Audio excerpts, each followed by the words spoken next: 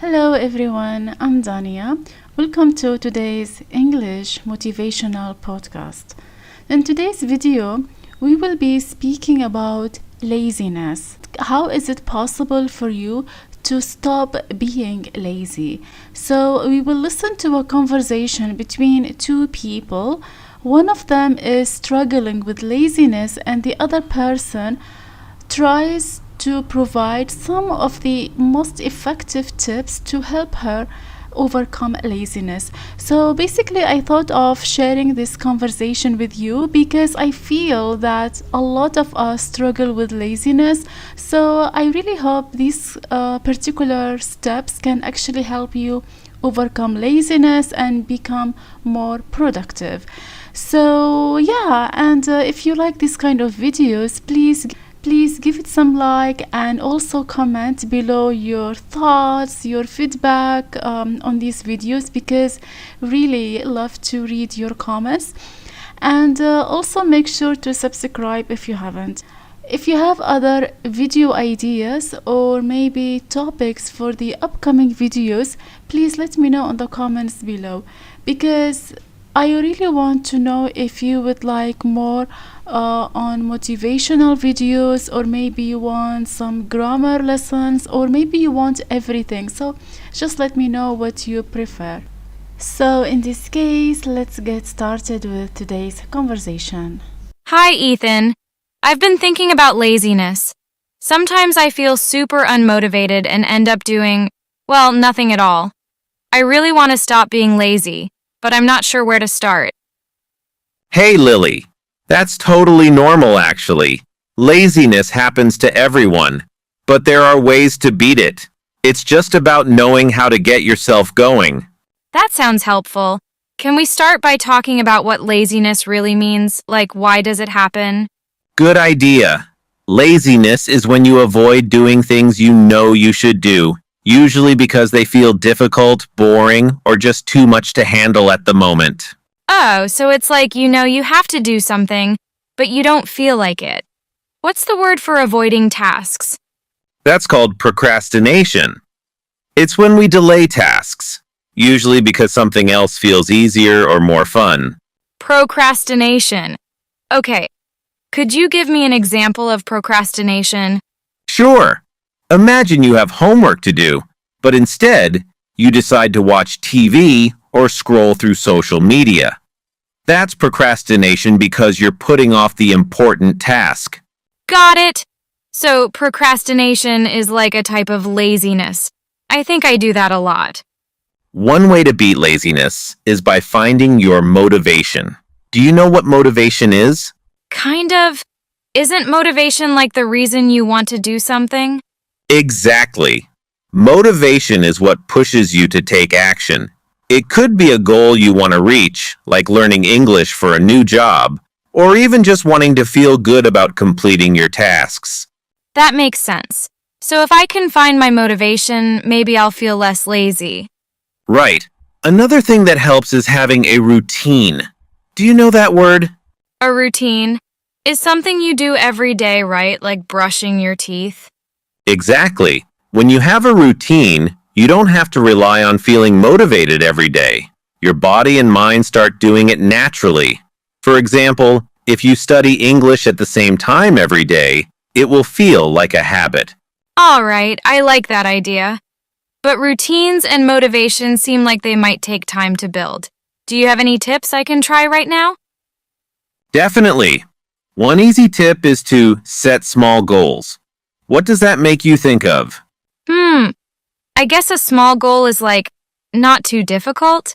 Maybe like doing something for just a few minutes? Exactly. A small goal is something quick and achievable, like studying for just 10 minutes. It doesn't feel as big or scary as saying, study for an hour, so it's easier to start. That's true.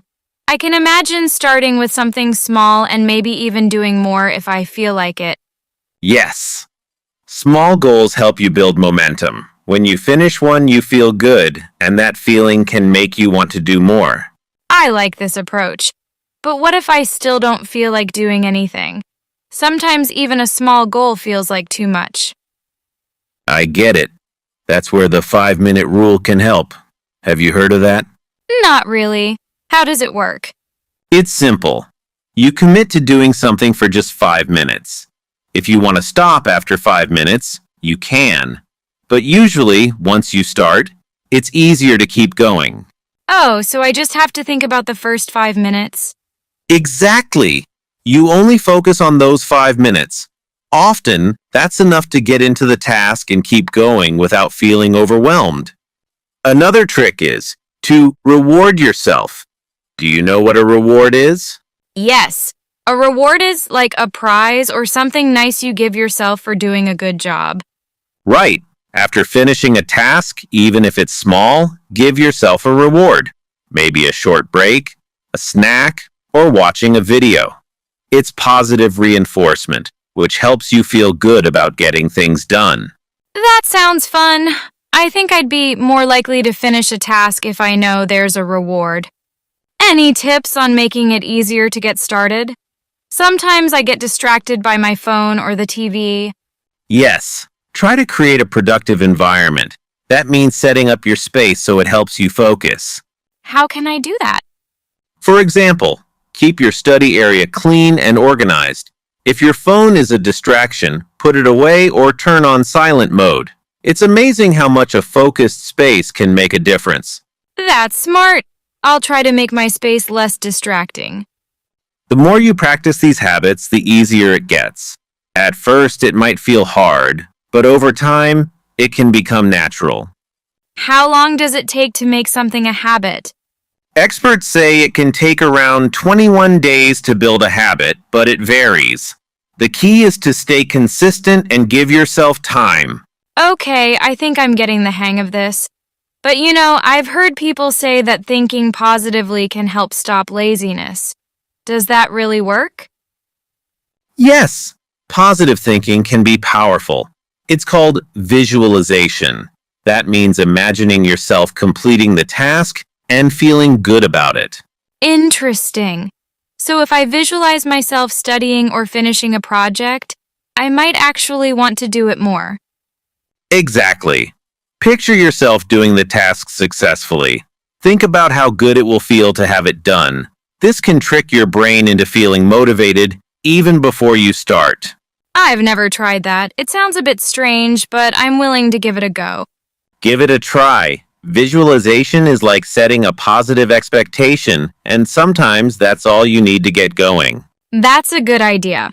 I think what makes me feel lazy sometimes is that tasks just feel too big. That's totally normal. A great way to handle that is to break it down. Have you heard of breaking tasks down before? Yeah, kind of. But how exactly do you break things down? Good question. Let's say you have to write a report. That feels big, right? But if you break it down into smaller parts, like choosing a topic, gathering research, writing a draft, it feels a lot more manageable. Oh, so each step is less scary because it's just one small part of the whole task. I like that idea. Exactly.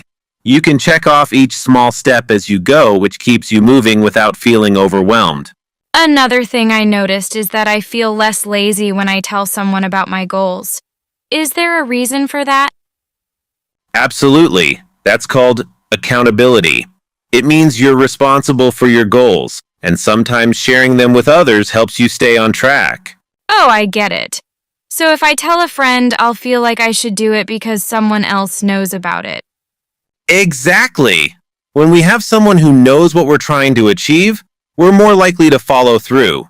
Maybe you could try setting a goal with a friend, and you both check in to see how it's going. That could be fun. We could motivate each other. Thank you so much, Ethan. I feel like I have a lot of great tools now. Anytime. And remember, laziness is something everyone deals with. But these little strategies can help us stay on track.